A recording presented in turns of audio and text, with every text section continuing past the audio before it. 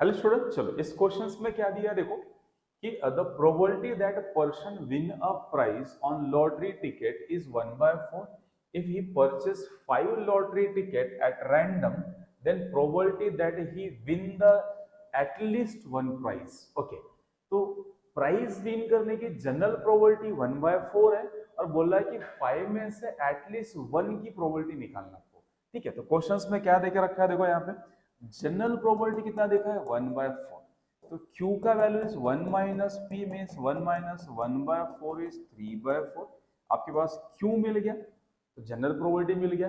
अब आपके पास क्वेश्चंस में निकालना है क्या है कि आउट ऑफ कितने में से 5 में से एटलीस्ट 1 की प्रोबेबिलिटी। n कितना आपके पास है क्वेश्चन में, n हाउ मच 5 देकर रखा है। प्रोबेबिलिटी निकालना आपको x is greater than equal to 1, at least 1 मतलब 1 या 1 से ज्यादा।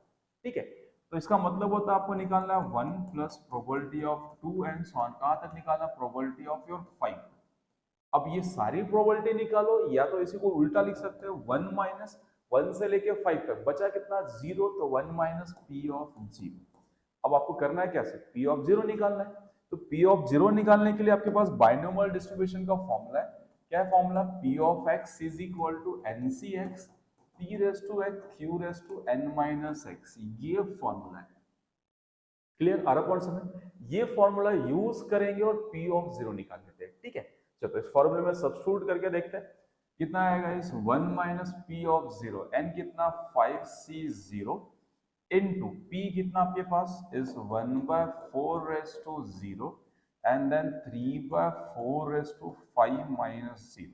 तो is 1 minus 3/4 raise to 5। Okay, now अब 3 रेस टू 5 कितना होता है, ये होता है 243 और ये होता है 1024। क्रॉस मल्टीप्लिकेशन कर ले तो कितना आएगा probability of x is greater than equal to 1 का values is 1024 minus 243 divided by 1024, that is a 781 divided by 102। Clear समझ में? ज्यादा कॉम्प्लिकेट क्वेश्चंस नहीं है, आपको विन की प्रोबेबिलिटी देके रखा हुआ है और बोल रहा है कि एटलीस्ट 1 की प्रोबेबिलिटी निकालो आउट ऑफ कितने 5 में से।